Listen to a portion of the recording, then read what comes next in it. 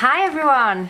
Welcome back to the Finca. Welcome to our Q&A, as promised. Thank you so much to everybody that's taken the time to send in a question. Yes, we have some great questions. Inundated. Hopefully this won't be a 12-hour video, but we'll try and answer as many as we can. Yes, I think we should try and answer them all, actually. Yeah, they're all good great questions, yeah. I might not be here for the duration of this video because I'm off to UK today, in fact. I'm a bit overdressed because it's a beautiful day, but I've got to keep warm because it's going to be freezing over there, no doubt. Yes, so let's crack on. Right, so we'll start. Sheila's asked, what is your long-term plan for the Finca? It sends us a long question, but I'll do the best I can with it. Your home, of course, but do you plan on letting out rooms for agritourism purposes as a B&B type place, animal rescue shelter, rehoming, etc., with workshops possibly where people can come and work on a project? Yeah, that's a good question, Sheila, thank you. I'll answer the first bit. Originally, we were going to rent out the hayloft. We had a thought of doing that, do sort of an Airbnb thing. Once the main house was completed, obviously, so that we can move down there. We're having second thoughts for a number of issues. One is power. I know that we've got extra panels now, and on a day like today, power's not an issue. But if we get 2 or 3 cloudy days and we're trying to run 2 houses in effect, we might struggle. And obviously you can't say to your guests, you can only have 1 shower a day. No, you can't have a shower until 12 o'clock. You can book an appointment for a shower. And please don't use too much water because we're on limited supply. And I just don't think it would be practical unless we advertised it in such a way that we are off grid and there will be kind of restrictions for the guests, and that they understand that completely before they arrive. Yeah, in the summer it's not as much of an issue, is it? Not at all, no. Maybe if we can get off-grid sympathetic people. But by the time we've done the rest of the house for us to live in, we've got quite a bit of time to think about it. Yes, we've got plenty of time. So we don't know, Sheila. Sorry. Regarding the workshops, again, we don't know. Someone else suggested, one of our relations actually suggested I should run workshops here, teaching people how to do things, welding, joinery, etc., in return for labour, sort of a work away, do they call them? Yeah. Again, we don't know. Again, if we did that, they'd have to stay somewhere as well. Yeah. There was another channel that we watched who did a similar sort of thing, and it was a complete disaster. So yeah, it's a brilliant idea. It could work really, really well. Yeah, with a bit of tweaking and a bit of practice. You know, maybe even charge for courses or something. So again, yeah, we're so engrossed and wrapped up at the moment in getting ourselves and our part of the thing sorted out. It's we don't know. We still don't know. We don't know anything, do we? Rubbish. All right, so we'll try and answer one of your questions. Grace has asked, are you going to be adding any more animals to the Finca? Well, Grace, it's funny you should say that. We went to get carrots yesterday from our local farmer, and he's got lots of mastins, just wandering around quite happily, get on with cats and get on with the goats and chickens, and one of them is pregnant. So he asked us if we wanted one of her babies.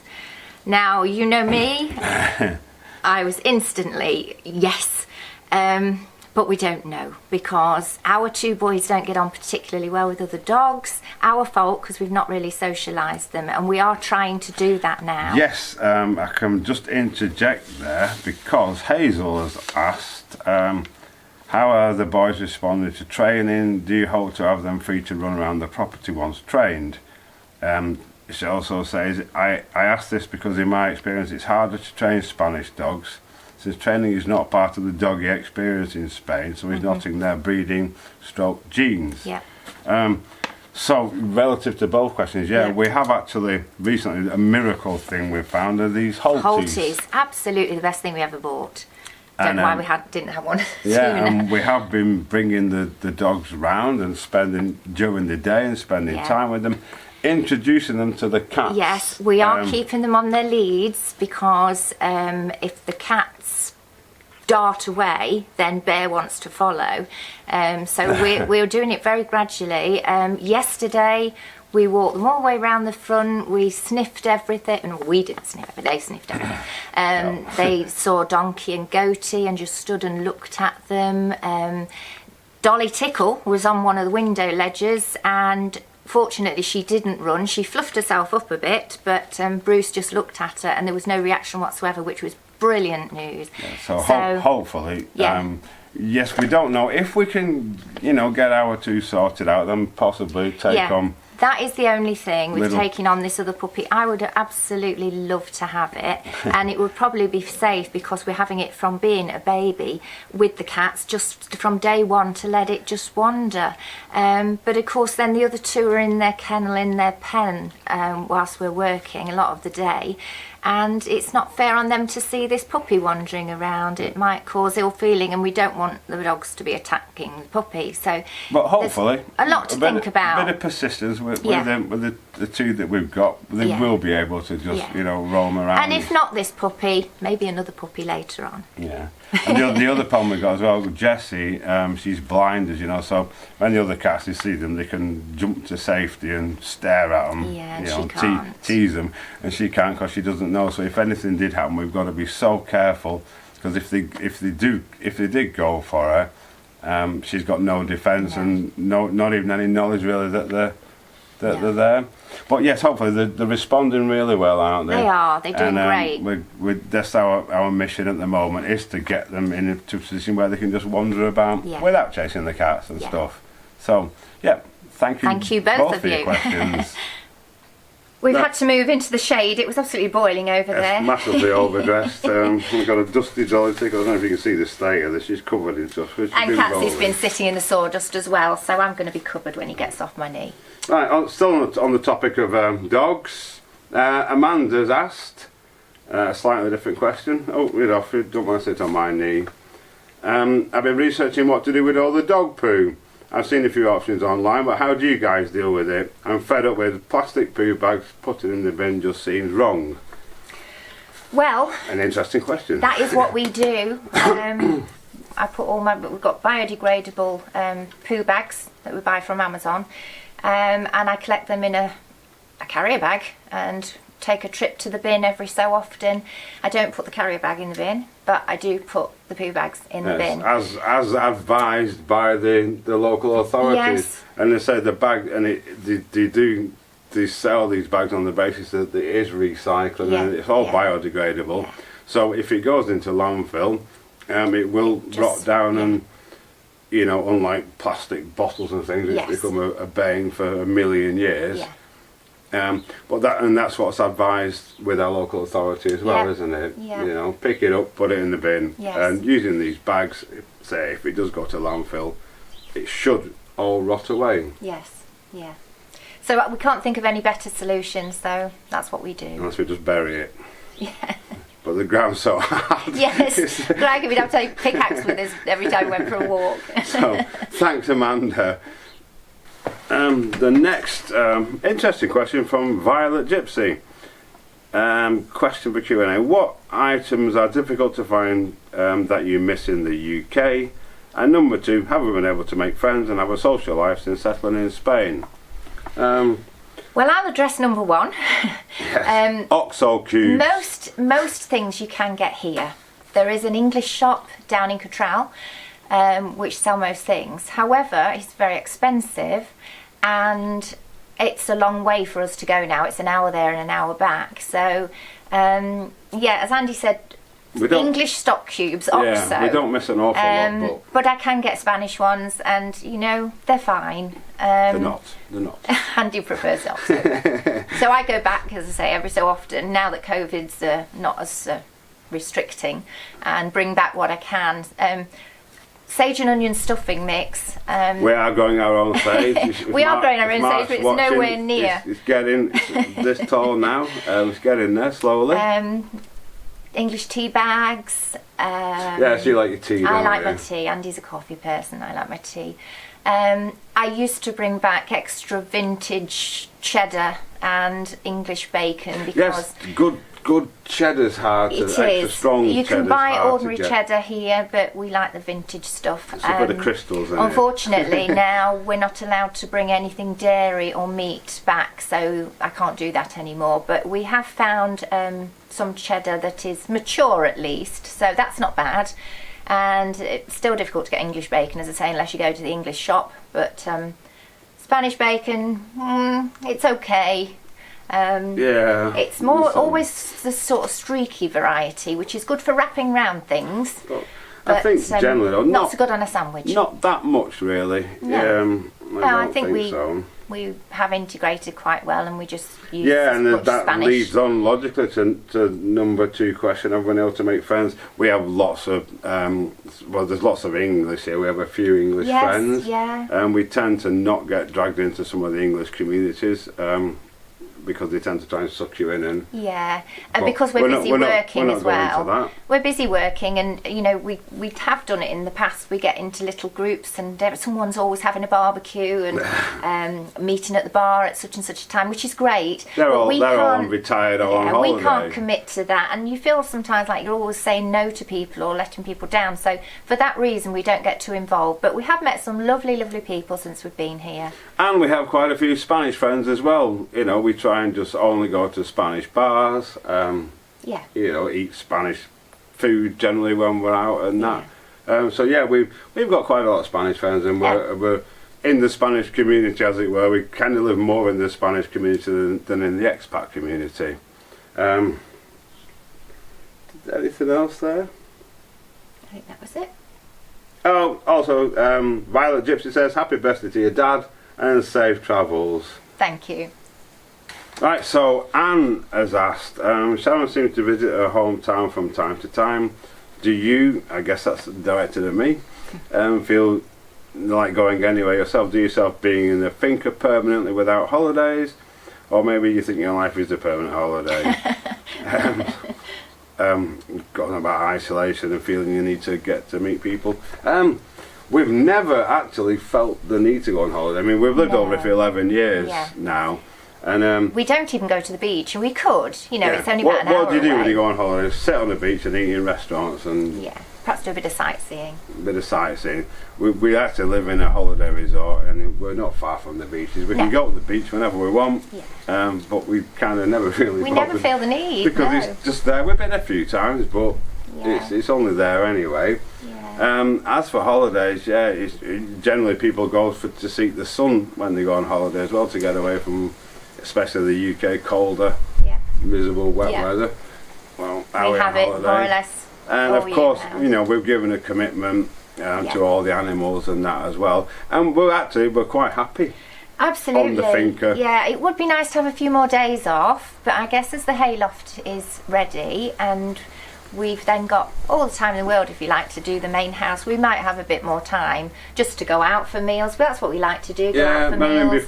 Before all these restrictions and that, we did used to go out, you know, sort of fairly. We like to go and get a menu deal in the afternoon, or go find a nice restaurant from time to time. So yeah, regarding holidays though, you know, I think we're quite happy. Yeah, I get a break, as I say, when I go back, but you don't go back, do you? Yes, that's the question as well. Yeah, do I ever feel like going back? To be honest, not particularly. I have no fondness at all for the UK. Without going into too much detail, but you know, I'm much happier just being here in Spain. Life's a lot easier, a lot kinder, a lot nicer. The people are very, very kind over here, aren't they? And no, I mean, Sharon, you mainly go back to see your parents, I go back to see my folks, and if they weren't Dad's around... Dad's 88 today, actually. Happy birthday, Derek. Happy birthday, Dad. I don't think if they were here that I would go back, probably, because it is a hassle. Well, now, with COVID restrictions, flying is a hassle. The whole airport experience fills me with dread. So yeah, if it wasn't for them, I probably wouldn't go back either. No, we're very happy here in our little bubble, I suppose. And I think I think that's all that is, isn't it? Yeah. So, yeah, thank you, Anne. Right, okay, Showers back in the UK, so you're just stuck with me now. Elspeth has asked, a question for Q&A, how do you give donkey and goat some exercise? Very difficultly. We generally take them down, there's a field just down the bottom and we'll take them down there, and after a bit of rain they can graze a bit in there. The problem is getting them there.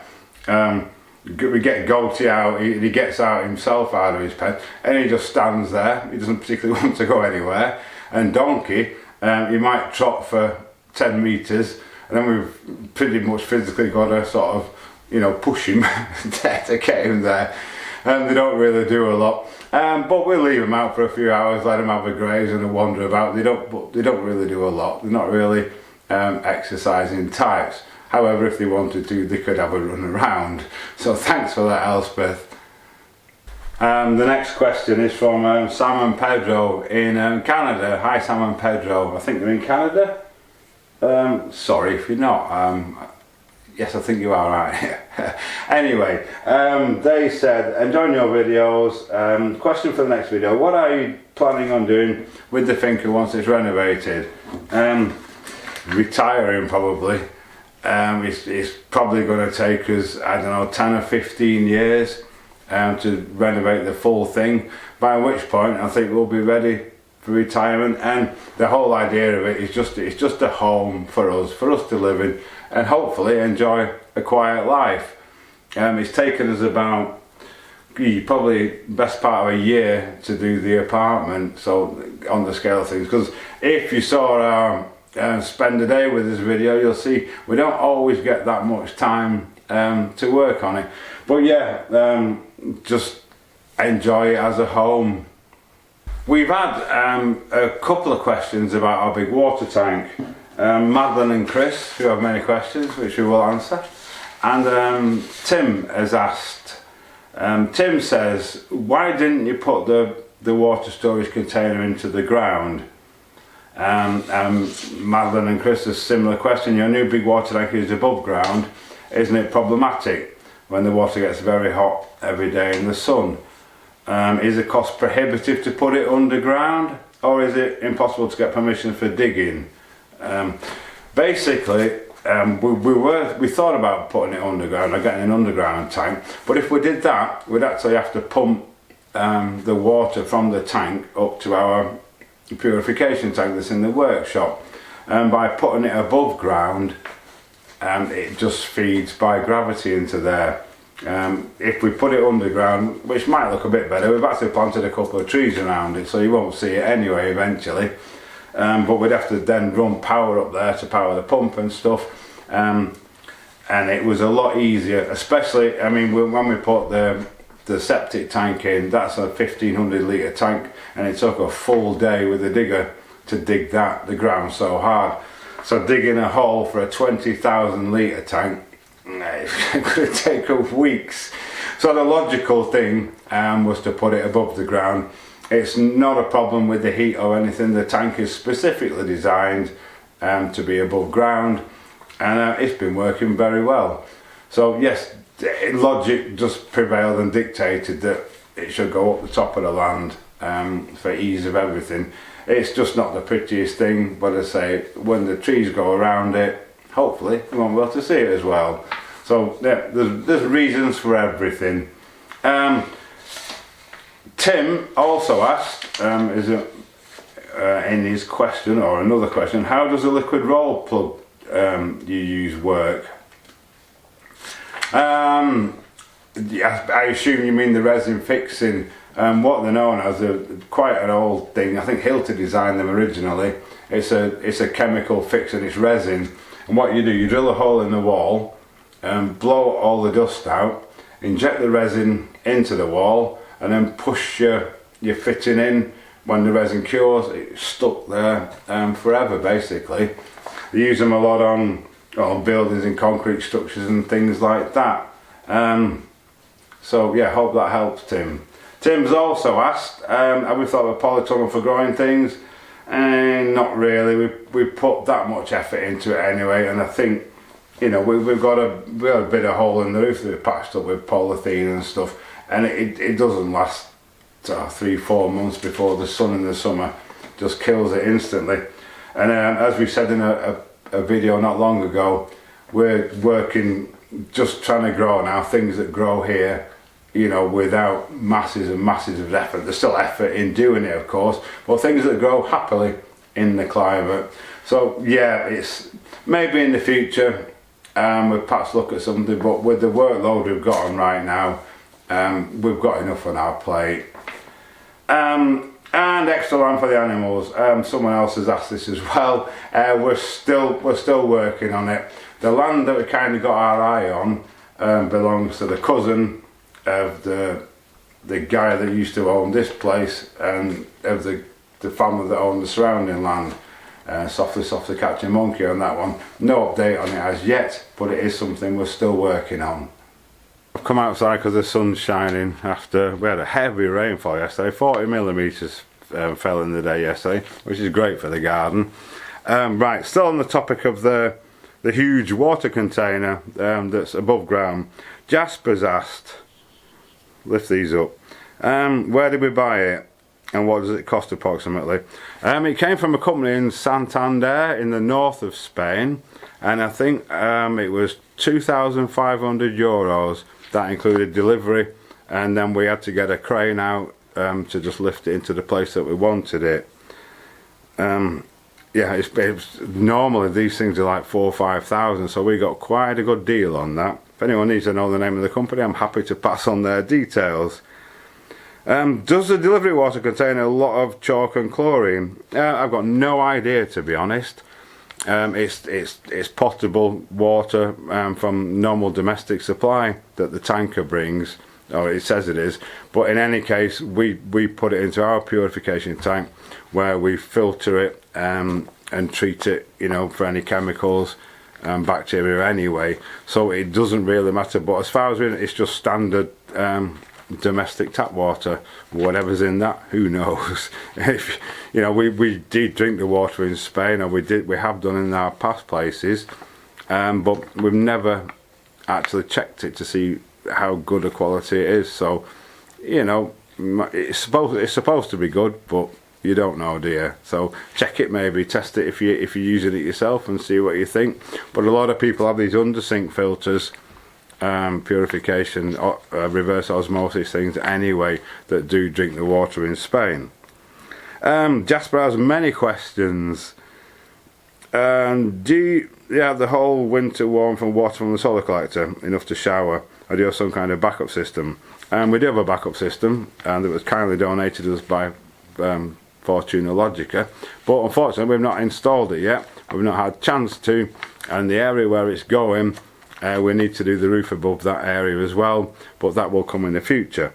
But yes, generally on sunny days, even in December on the shortest day when the sun's at its lowest, the water in there can boil. I had to put a thermostatic valve on to make sure the water coming out of the tap doesn't scald anyone. So yes, it does work all the way around, all year round. Obviously if we get a few cloudy days, then it still gets warm, but you know, not super hot. We need to improvise on those days, especially for the washing up and things like that. Do you have enough power after the solar upgrade for the whole winter? You have eight panels now, right? And we've actually got 11 panels, which is just under 4 kilowatts. And yeah, again, when the sun shines, we have plenty of power. We've actually got 2 more to go in. It's been cloudy the last couple of days again, so but we've actually managed with these. We only had to run the generator once, and when we get the final 2 panels in, even on cloudy days, if we keep our use down, it should be sufficient to, you know, to get the batteries charged up sufficiently to carry us through the night. I assume that a lot of these questions are maybe Jasper, you're thinking of, you know, doing something similar. Yes, the solar's fine. There's cats are going up the stairs, and the hot water heater, yeah, highly recommended.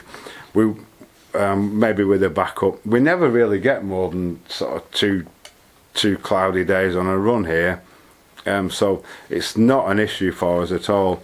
But yeah, it would be nice to have a backup should we need it, especially as we've said before. You know, if you're not using the solar power, you can't store it. So another way of storing the energy is by the hot water tank, which is electric, which would then, we could use the excess power from the sun, the excess energy we get there, to heat up the water, yeah, and store it. Another way of storing it that way. And coming back to Madeline and Chris, hi guys, very interesting question. How do you know it's time to call the service to empty the Pozo Negro before it's too late?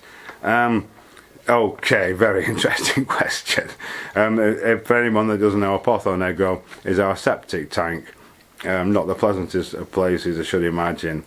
Basically, the type of Pozo we've got, if I can just find my notes that I made, it's a digester tank. What that means is we actually introduce bacteria into it on a monthly basis. You get these little tablets that contain like millions of bacteria, and you throw that in, let it dissolve in the loo, flush it up to your tank, and that then breaks down the solids that are in there. We try not to use bleach, or a very, very minimum of bleach, because that destroys the good bacteria that digest the solids in there. And basically, you only generally send to the tank what you've eaten, sort of thing, if that makes sense. Therefore, enabling it to be broken down by the bacteria. How do you know when to empty it? Well, apparently, these things should never ever need emptying, according to some sources. But other sources say that each person will generally produce 38 litres of sludge per year, which is, for two people, is 76 litres. We've got a 1500 litre tank, so in the worst case scenario, in 10 years time, it will be half full. So obviously, logically and sensibly, probably in 10 years or so, we'll get it emptied. You can actually remove the top, probably not a pleasant job again, to check how much is in it. But yeah, so different schools of thought on that. But yeah, based on that, you know, get it emptied before it gets full and starts overflowing.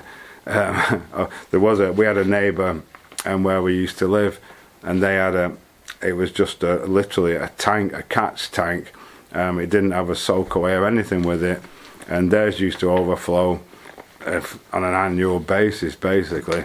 And even after 10 years, 15, 20 years of living there, they still let it overflow before they got it emptied. And they get to the point where the toilet won't flush. So, yeah, but yes, depending on what sort of a tank you've got, you can check the levels, you can remove the inspection covers, put a dipstick down, not the pleasantest of jobs, but get to know your own tank and get it emptied in accordance, you know, with how long it should take before it needs emptying, if that makes sense.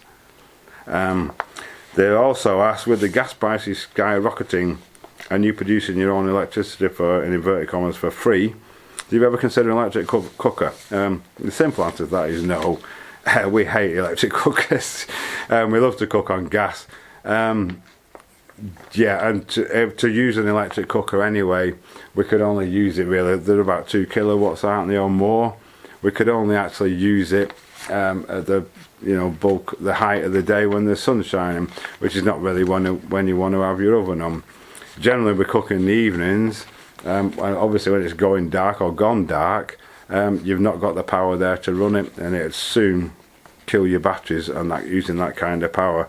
And we don't like electric cookers anyway. We have gas, and to be honest, a gas bottle on our stove lasts over a year.